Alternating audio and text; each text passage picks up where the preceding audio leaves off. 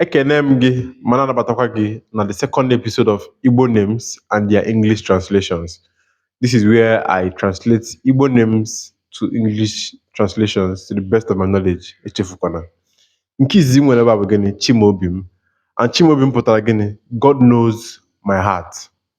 And ụmụazị a na-akpọ Chimaobim na-abụkarị ezigbote ụmụazị. Ha na-abụkarị diọkpala na-enwe isi na-elufe ana.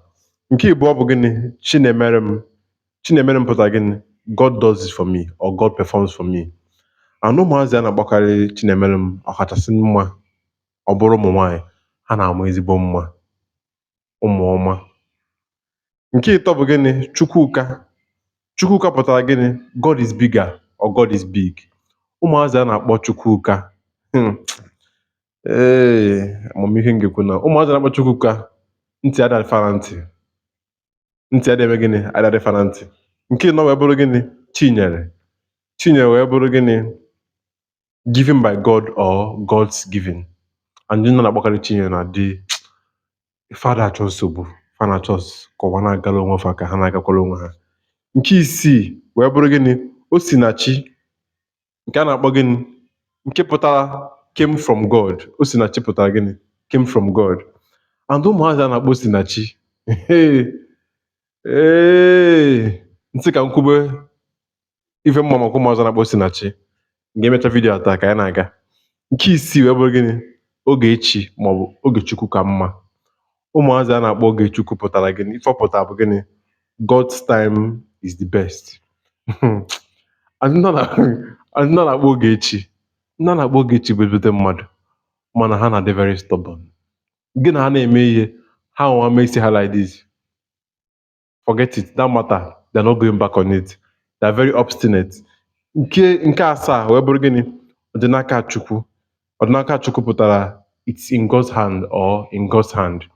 And ụmụazị a na-akpọ Ọdịnaka Chukwu ka afọ ha si wee dị, they're in God's hands. Nke asatọ wee bụrụ gịnị? Chukwu nwe ike. Chukwu nwe ike pụtara God has all strength or God is powerful. Ụmụazị a na-akpọ Chukwu nwe ike na-amakarị akwụkwọ. Ama akwụkwọ maka gị mana onwe nke m nwere as my primary school classmates. Very intelligent. Very intelligent. Ha na-ama akwụkwọ. Nke iteghete bụ gịnị? Chineme mma. Chineme mma. Ụmụazị a na-akpọ Chineme mma bụ gịnị? Ife ọ pụtara bụ God does beautiful things. God does beautiful things.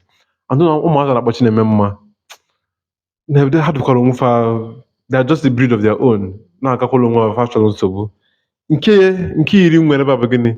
Chibundụ. Chibundụ bụ ụfọdụ n'ime anyị. Chibundụ pụtara God is life. O nwere ofu onye ode akwụkwọ afọ ya na-akpọ Chibundụ ọnụ ụzọ. Nji akwụkwọ ya wee mee my undergraduate research. Ezigbo onye ode akwụkwọ. So m ga-asị na ndị a na-akpọ Chibundụ bụ gịnị? Ụmụazị makwala akwụkwọ. So o wee bụrụ ya at the second episode of Igbo names and their English translations. Ọ bụrụ na o nwere nke m kwuru na ịlaikụrụ, bịa na comment section comment ya. Ọ bụrụ na ị chọrọ ka m translate afa gị na the next one, ị bịa na comment section deelu m ya. Ngwa ka ọ dị.